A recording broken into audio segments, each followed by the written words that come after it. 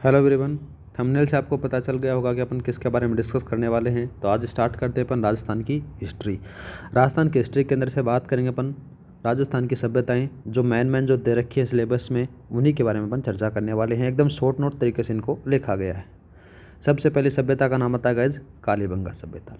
कालीबंगा सभ्यता है कहाँ पर, नाम याद रखना, हनुमानगढ़ में है। कौन सी नदी के किनारे है, तो घग्गर नदी या फिर सरस्वती नदी के किनारे ये आ जाती है। कालीबंगा का शाब्दिक अर्थ बात करें तो काले रंग की चूड़ियाँ होती हैं। इसके जो खोजकर्ता होते हैं वो अमलानंद घोष को बताया जाता है।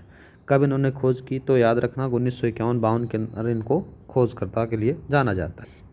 आगे चर्चा करते हैं उत्खननकर्ता। तो उत्खननकर्ता के दो लोगों का नाम याद रखना है, बीबी लाल और एक बी के थापर का।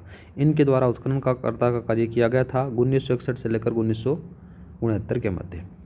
कालीबंगा की जानकारी लुइस टेसीटोरी के द्वारा दी गई थी। डॉक्टर दशरथ शर्मा सिंधु घाटी की तीसरी आंख बताते हैं कालीबंगा को गाइज।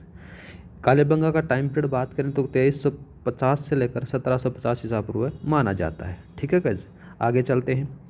विशेषताओं के अंदर से सबसे ज़्यादा सवाल पूछे जाते हैं एग्जाम के अंदर से, तो याद रखना इन्हीं को थोड़ा सा ज़्यादा अपने को पढ़ना है। सारी विशेषताएं जो मेन इंपॉर्टेंट है वो सारी चीज़ में यहाँ पर मैंने रखी है। कालीबंगा सभ्यता के अंदर से दो टीले मिले हैं, याद रखना। नगर दो भागों में विभक्त था। एक तरफ था पश्चिमी नगर, जिसको दुर्गीकृत बोला जाता है। पूर्वी भाग बात करें तो जिसको बोला जाता है अदुर्गीकृत बोला जाता है। सड़कें थी यहाँ पर वो समकोण पर काटा करती हैं, और इस सभ्यता की जो नालियाँ थी वो लकड़ी की बनी हुई थी। ठीक है, और जुते हुए खेत के साक्ष्य भी इसी सभ्यता के अंदर से मिले हैं गाइस। आगे देखें तो मुख्य रूप से इस सभ्यता के लोग दो ही फसलों के बारे में जानकारी थी इनको, एक तो गेहूं की और दूसरी जौ की।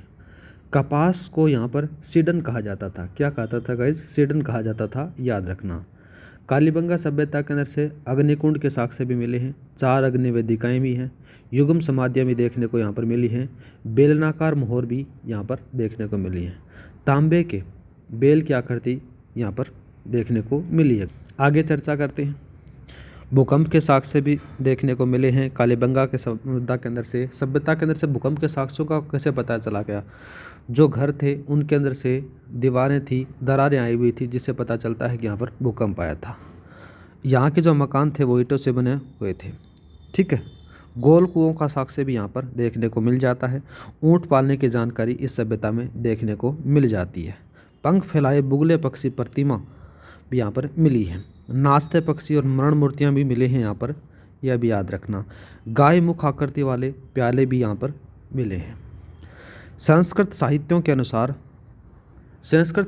अनुसार यह जो क्षेत्र था बहुधान्यायिक क्षेत्र माना जाता है। आगे देखते हैं अपन।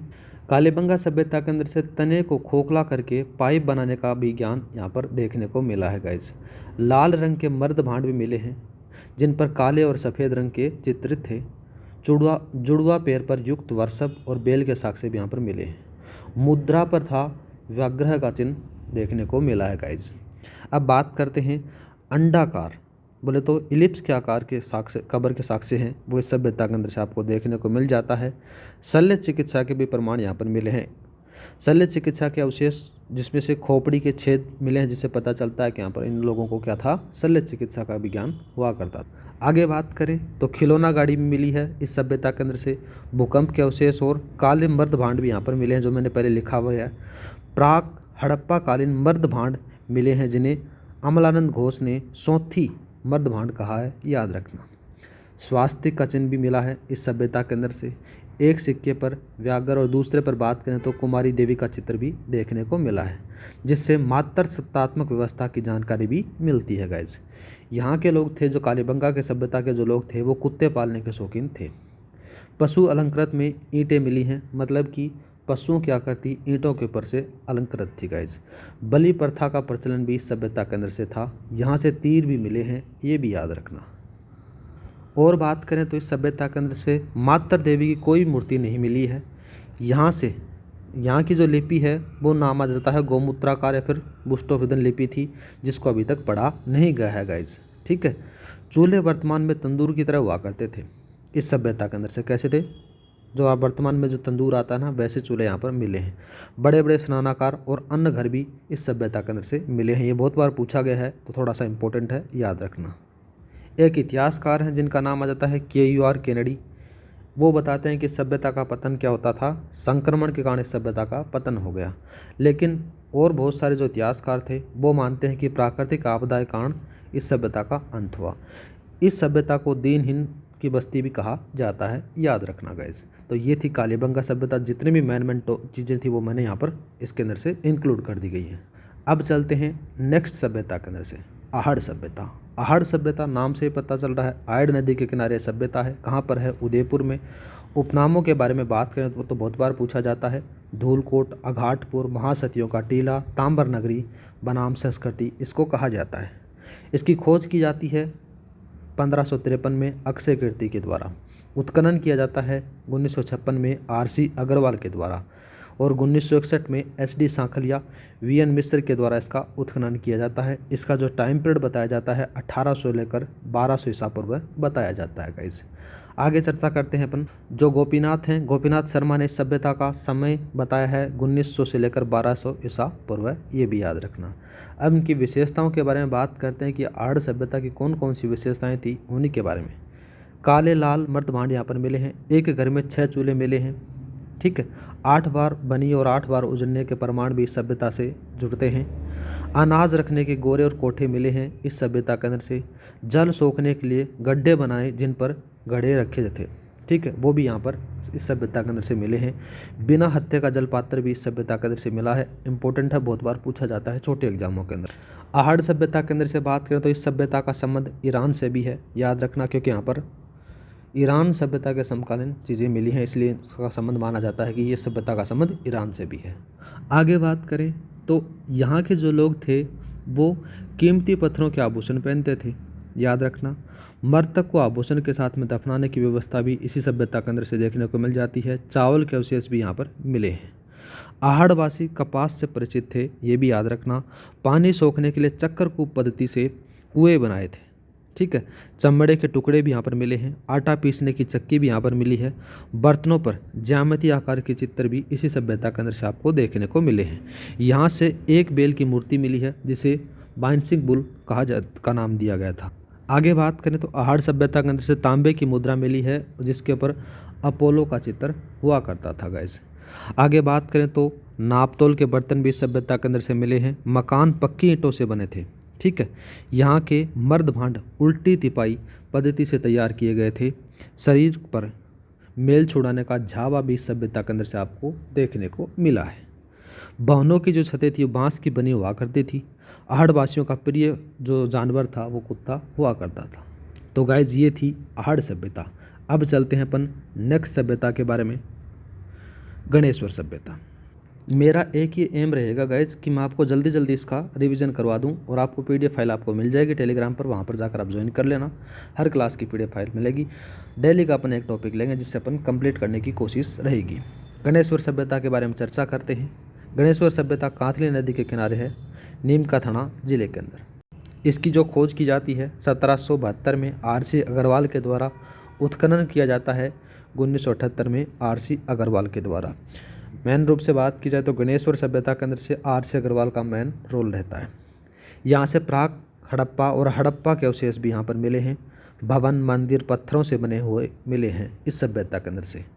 पत्थर से बना हुआ पुल भी इस सभ्यता के अंदर से आपको देखने को मिलेगा। मछली पकड़ने का तांबे का कांटा इस सभ्यता से मिला है, गणेश्वर सभ्यता से। दोहरी पेचदार पिन मिली है यहाँ पर। सिंधु घाटी सभ्यता में तांबा गणेश्वर से निर्यात होता था, याद रखना। इसीलिए इसको पुरातात्विक पुष्कर के नाम से भी जाना जाता है। आगे बात करें गणेश्वर सभ्यता के अंदर से, इस सभ्यता को तांबा सभ्यताओं की जननी कहा जाता है। यहाँ से कृष्ण रंग के मर्द भांड मिले हैं। गेरू रंग के मर्द भांड भी यहाँ पर प्राप्त हुए हैं। तांबा जिला बात की जाए तो झुंझुनू है। ताम्रवती है अगर बात करें तो आहड़ सभ्यता है। समय बात करें जो गणेश्वर सभ्यता का तो याद रखना 2800 से लेकर 2000 ईसा पूर्व माना जाता है। तांबे की कुल्हाड़ी भी सभ्यता से प्राप्त हुई है। पूजा कलश के अंदर से बात करें तो पूजा कलश, तासले, हांडी भी यहाँ पर मिली है गाइज। तो ये थी गणेश्वर सभ्यता। जो आपके लिए मेन इंपॉर्टेंट थे वो मैंने सारे इसके अंदर से रख दिए। अब चलते अपन नेक्स्ट सभ्यता के बारे में। नेक्स्ट सभ्यता का नाम आता है गाइज बालाथल सभ्यता। बालाथल सभ्यता के बारे में बात करें, छोटी है, ज़्यादा बड़ी है नहीं।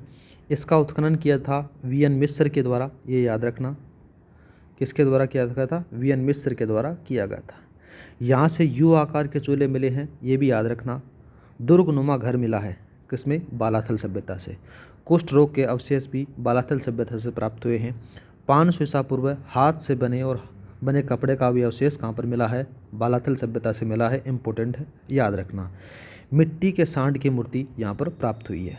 ठीक है, बस यही थी, ज़्यादा बड़ी है नहीं बालाथल सभ्यता। आगे बात करते हैं बेराट सभ्यता के बारे में। बेराट सभ्यता का जब जिक्र होता है तो वर्तमान में अगर बात की जाए तो ये कहाँ पर है? जयपुर ग्रामीण में है। ठीक है गाइज, याद रखना। और कौन सी नदी के किनारे है? बाणगंगा नदी के किनारे ये सभ्यता पनपी थी। प्राचीन नाम इसका जाता है विराटनगर। मत्स्य प्रदेश की राजधानी माना जाता है इस बेराट सभ्यता को। ठीक है, 1837 में सर्वप्रथम कैप्टन बर्टन ने बीजक डूंगरी से भाबरू शिलालेख खोजा था, जिसे बुद्ध धम्म 3 नामों से मिले हैं। अभी वर्तमान में बात की जाए तो जो शिलालेख है वो वर्तमान में कोलकाता में संग्रहालय में रखा गया है गाइस।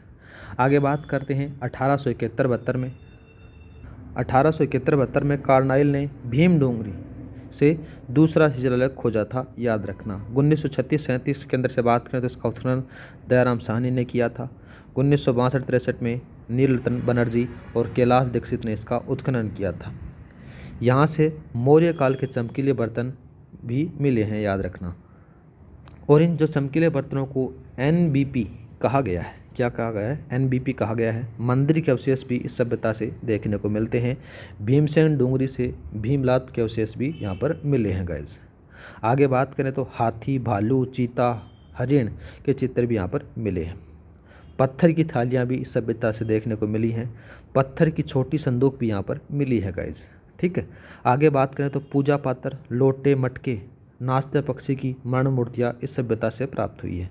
1999 में बीजक पहाड़ी से अशोककालीन गोल मंदिर, बौद्ध स्तंभ और बौद्ध बेट भी मिले हैं, याद रखना इस चीज़ों को। आगे बात करें तो इस सभ्यता के अंदर से पत्थर होते हुए भी यहाँ पर ईंटों का प्रयोग किया गया है।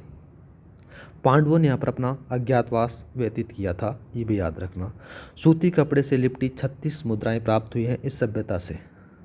अब इसके अंदर से 8 पंचमार्क सिक्के थे और 28 इंडो ग्रीक यूनानी सिक्के देखने को मिले हैं। और बात करें बेराट सभ्यता में स्वास्तिक के चिन्ह भी यहाँ पर मिले हैं। स्वर्ण कलश मिला है यहाँ पर, जिसमें से भगवान बुद्ध की अस्थियाँ थी। ठीक है, काले मर्त भांड भी इस सभ्यता से प्राप्त हुए हैं। आगे चर्चा करते हैं हूण शासक मिहिर कुल ने क्या किया था? इस सभ्यता को नष्ट कर दिया गया था। इस प्रकार से जो आपकी जो सीईटी में सिलेबस के अंदर से सभ्यताएं वाला टॉपिक दिया रखा है वो सारी सभ्यताएं मैंने इस वीडियो में कंप्लीट करवा दी। ऐसे ही अपन हर टॉपिक को करते रहेंगे। आज के इतना ही, मिलते हैं नेक्स्ट वीडियो में। जय हिंद, जय भारत। क्लास की PDF फाइल आपको टेलीग्राम पर मिल जाएगी, वहाँ पर जाकर आप ज्वाइन कर सकते हो। ऐसे ही अपन हर टॉपिक को तैयार करेंगे गाइज। नए लोग हैं, लाइक और सब्सक्राइब करना न भूलें, जिससे मेरे को थोड़ा बहुत मोटिवेशन मिले।